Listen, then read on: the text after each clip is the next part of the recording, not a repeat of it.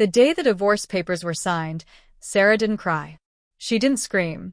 She didn't collapse on the courthouse steps the way movies suggest women should when 20 years of marriage end with a few stamped pages and a clerk's tired voice saying, "You're all set." She simply walked out of the Cook County Courthouse holding the envelope, feeling lighter in her hands and heavier in her chest at the same time. Daniel took his copy from the clerk, glanced at it once like it was a receipt he didn't need, and turned to her with the emotional investment of someone canceling a subscription. "It's done," he said flatly. "Don't call me again. Let's just live our own lives." Then he walked away, without waiting for her response. Sarah stood there long after he disappeared into the crowd, the city moving around her like nothing had happened. 20 years. Reduced to 4 sentences and a signature. She laughed then, a quiet, hollow sound that startled even her. 4 days later, a message popped up on her phone. "Sarah, is this true? Dan got married again. I just saw him doing a wedding photo shoot." She stared at the screen, unmoving. Of course he did. The mistress had a name now, a public one, wrapped in white fabric and hashtags. He hadn't even let ink dry. That afternoon, Sarah went back to her office at Green Valley Foods, the company she had built from nothing while Daniel liked to call himself a partner. The truth was simple. She ran the business. He enjoyed the title. She closed the door, sat at her desk, and opened the personnel system. Megan Miller, Operations Support Manager. 5 years. Also Daniel's younger sister. Sarah hadn't looked closely before. She scrolled slowly now, not with anger, not with revenge, but with the calm of someone protecting something she had built with her own hands. Files opened. Reports loaded. And then patterns emerged. Client contacts saved to personal numbers. Orders approved through private email addresses. Notes missing from the central system. Sarah leaned back in her chair and looked out the window. She would grieve later. Right now, she had a responsibility. Across town, Daniel's mother, Barbara, was holding court outside the grocery store, basking in attention. "My son finally has a fresh start," she announced proudly. A younger woman. Very lively. When someone hesitantly asked about Sarah, Barbara sighed dramatically. She was always so cold. Married to her work. A man can only take so much. The affair went unmentioned. Responsibility reassigned. That night, the new bride posted an unboxing video online. Designer bags. Shoes.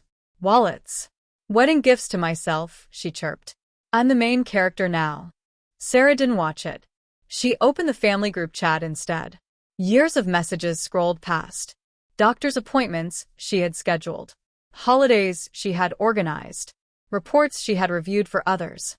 She exited the chat without saying a word. No one noticed. The next morning, Barbara called, her tone sharp with accusation disguised as concern. "You're not thinking of firing Megan, are you?" Sarah kept her voice steady. "This is a business matter." "We were family," Barbara snapped. "You don't just discard family." "We're divorced," Sarah replied calmly. "And performance is not personal." She ended the call and summoned HR. Systems were audited. Client data centralized. Personal accounts eliminated. Megan was called into the conference room on Monday. She walked in confidently, coffee in hand, smiling like someone who had never been challenged. When Sarah slid the termination papers across the table, Megan froze. "You can't do this," she said, her voice rising. "You'll lose my clients." Sarah met her eyes evenly. Clients belong to the company, not to individuals. Megan stormed out, slamming the door, convinced she had been wronged. Barbara showed up at the office that afternoon, shouting in the open workspace, demanding justice. Sarah closed the door, let her rage burn out, and then returned to work. Accounting procedures were tightened. Authorization layers added. Nothing dramatic, just structure. When rumors spread, Sarah answered them with clarity, not emotion. Manuals were revised. Responsibilities defined. Metrics published. The noise died on its own. Meanwhile, Megan started at a competitor, armed with confidence and borrowed templates she believed were hers. But without Sarah quietly correcting her work, smoothing her mistakes, apologizing to clients behind the scenes. The cracks showed quickly. Calls ended abruptly. Orders were wrong. Deadlines missed. For the first time, Megan stood alone with her errors, and she didn't know how to fix them. She blamed systems. She blamed training. She blamed Sarah. Daniel, meanwhile, discovered marriage number 2 wasn't the fantasy he imagined. Credit card bills exploded. Boundaries didn't exist. His new wife treated money like a reward owed to her for existing. Visits to his mother were refused. Respect was optional. When he finally questioned the spending, she laughed. "Your money is our money," she said. "You promised." For the first time, Daniel felt the ground shift beneath him. He had traded stability for excitement and discovered chaos instead. Back at Green Valley Foods, the audit passed with praise. Systems were strong. Employees relaxed. Clients called Sarah directly, relieved.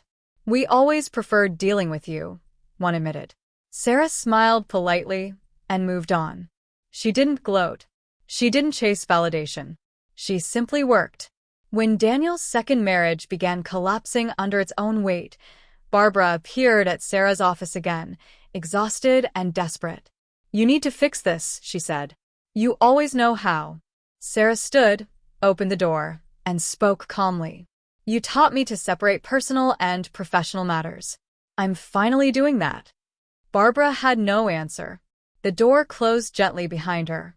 That night, Sarah sat alone on her sofa and cried. Not for Daniel, not for his family, but for herself. For the years she carried everyone else's weight. When the tears passed, she felt something new settle in her chest. Peace. The next morning, the city looked different. Not brighter, just clearer. She had not destroyed anyone. She had simply stopped holding everything together for people who never protected her. And once she stepped away, the structures they built on entitlement collapsed on their own. Sarah didn't raise her voice. She didn't seek revenge. She lived by principle. And in doing so, she saved herself.